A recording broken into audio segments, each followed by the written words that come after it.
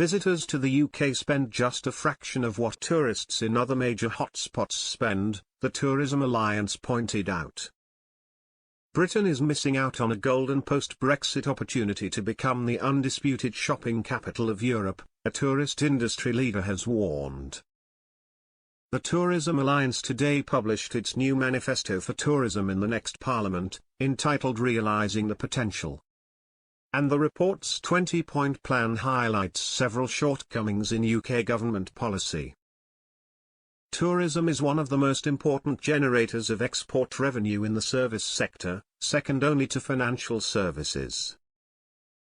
Prior to the pandemic, the tourism industry employed 3.4 million people in more than 300,000 businesses, spread across every constituency in the UK and generating more than £150 billion every year for local communities.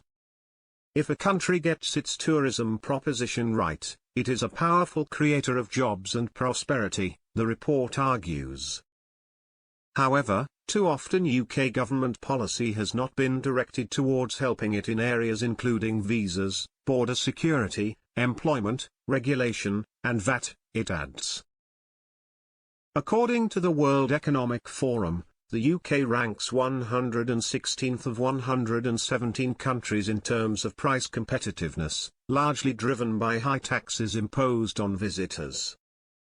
Additionally, the country ranks 76th of 117 countries in terms of tourism policy prioritization, down from 55th place in the previous survey, the TA says.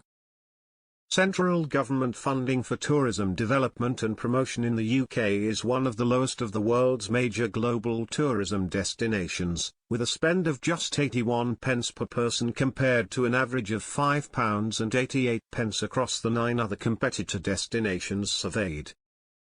As a result of the low level of investment in international marketing and promotion, the UK gets just £391 per person in revenue from overseas visitors, compared to an average of £689. The report explains, with Brexit, the UK could have become the undisputed shopping capital of Europe, but at the beginning of 2021 the UK closed its VAT reclaim scheme and became the only European country not to offer tax-free shopping to visitors. Retaining and expanding the scheme to cover EU countries would have given the UK tourism and retail sectors a considerable competitive advantage in attracting visitors who would otherwise holiday elsewhere. Research undertaken by Oxford Economics calculated that reinstating and expanding the scheme would boost visitor numbers to the UK by 1.6 million per annum, supporting 44,000 jobs in tourism and retail, and a further 34,000 jobs in the supply chain, the report pointed out. That would consequently generate an £940 million per annum in tax, resulting in a net benefit to the Exchequer of £350 million a year. Tom Jenkins, chair of the Tourism Alliance, said, "Some of these proposals involve investment. Yet many of the crucial points involve no money. It costs nothing to improve our burdensome visa process.